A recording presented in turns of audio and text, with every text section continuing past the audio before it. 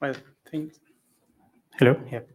Thank you very much to the organizer for inviting me and give me this opportunity, and also for award me with the travel fellowship to be here. So I am a PhD student, PhD candidate at the University of Buenos Aires in Argentina, and I work at the Laboratory of Glycomedicine in the Institute of Biology and Experimental Medicine in Buenos Aires. My project is focused on the study of biomarkers of response to immunotherapies in melanoma. So I will try to give you an overview of my PhD project now. So melanoma is the deadliest form of skin cancer, and it's a very aggressive tumor. Before 2010, the median survival was for between 6 to 9 months. But this changed with the approval of the targeted therapies and immunotherapies in melanoma. In targeted therapy, we have BRAF inhibitors and MEK inhibitors, where they could improve the overall survival and progression-free survival in patients, but almost all of them become resistant to these therapies.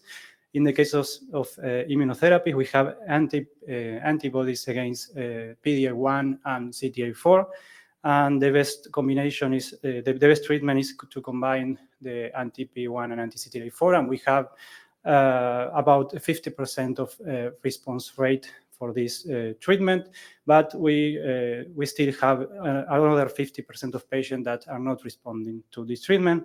Currently, the approved biomarkers are TMB and PD-L1 expression, but they are not enough to stratify patients. So our work is focused on finding new biomarkers of response to immunotherapies. So I divided my work in these 4 parts. So I have different biomarkers that I studied during my PhD, and the last part is when we try to integrate all these biomarkers in a machine learning model to predict the response to immunotherapies. So the first part of my talk, I want to talk about the role of macrophages in resistant immunotherapy and how they are modulated by galectin-1. Our lab has studied galectin-1 for more than 30 years. So we have different works showing that galectin-1 acts as an immunosuppressive molecule in the tumor microenvironment and is associated with tumor progression in different cancer types. And interestingly, if you look at the data at TCGA, we can see that melanoma is the tumor type with higher expression of galectin-1. So we are very interested in the tumor immune microenvironment. So we developed the convolution method to estimate immune infiltrating tumor biopsies. I don't have time now to go into details, but there you have the GitHub link and the paper that was published in 2020. So we use this method to deconvolute tumor RNA-seq data from melanoma biopsies of patients treated with immunotherapies. And we found changes in the infiltration of different T cells, but especially we found differences in the number of macrophages, M2 and M1, in between responders and non-responders.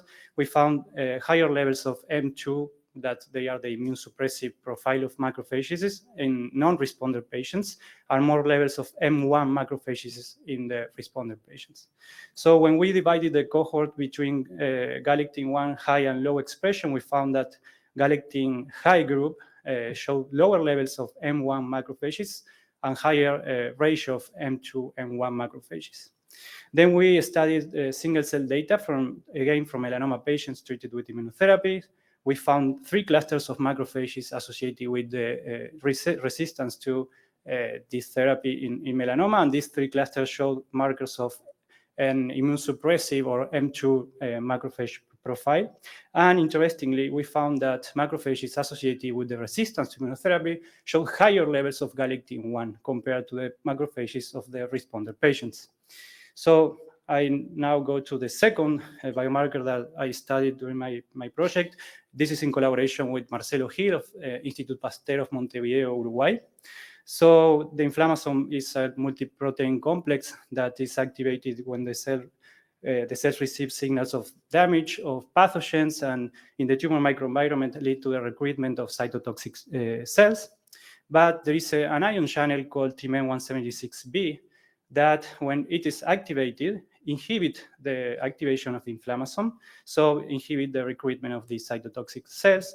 So we studied transcriptomic data again of the patients treated with immunotherapy, and we found that the inflammation pathway was more activated in patients that respond to immunotherapy.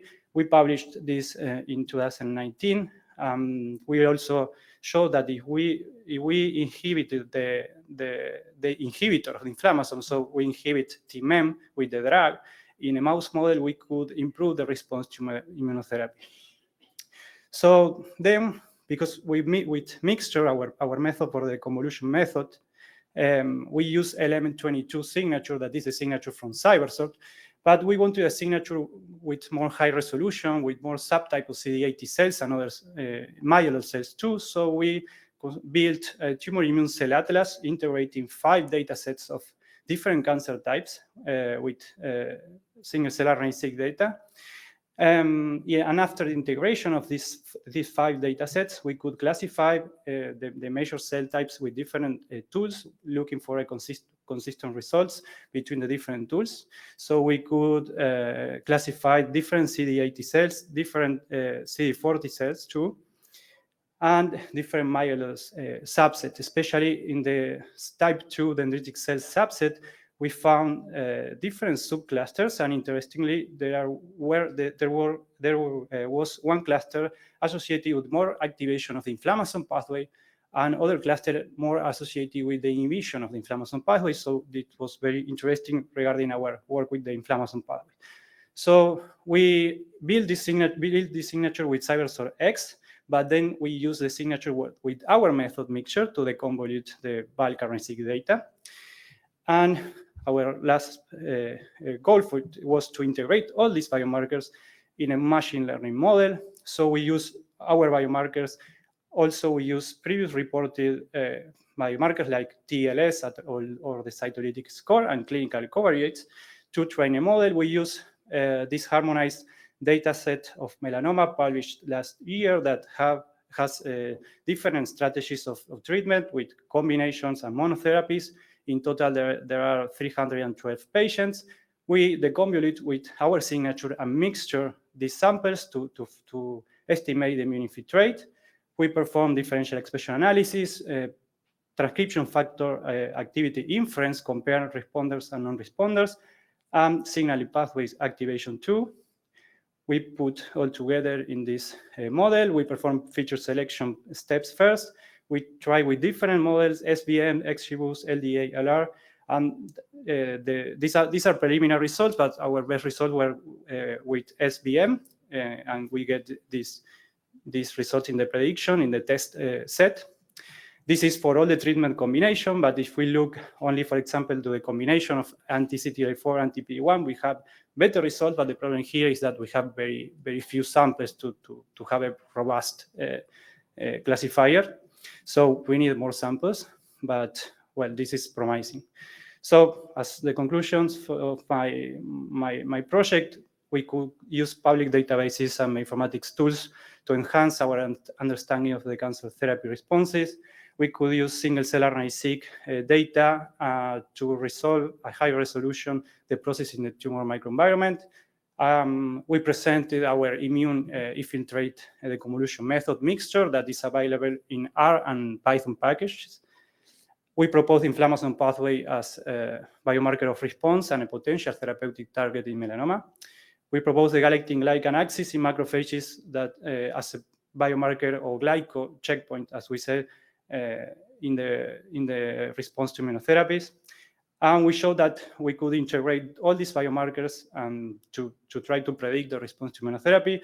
And this is very important because we need more personalized patient stratification to reduce cost, avoid side effects, and avoid side effects in patients that could not respond to the therapy. So thank you very much. Thank you all my lab. This is the lab of Dr. Gabriel Rabinovich in the Institute of Biology and Experimental Medicine. Thank you all my funding, especially CONICET, Fundación Sales, and the ISMB for the Travel Fellowship. So thank you very much.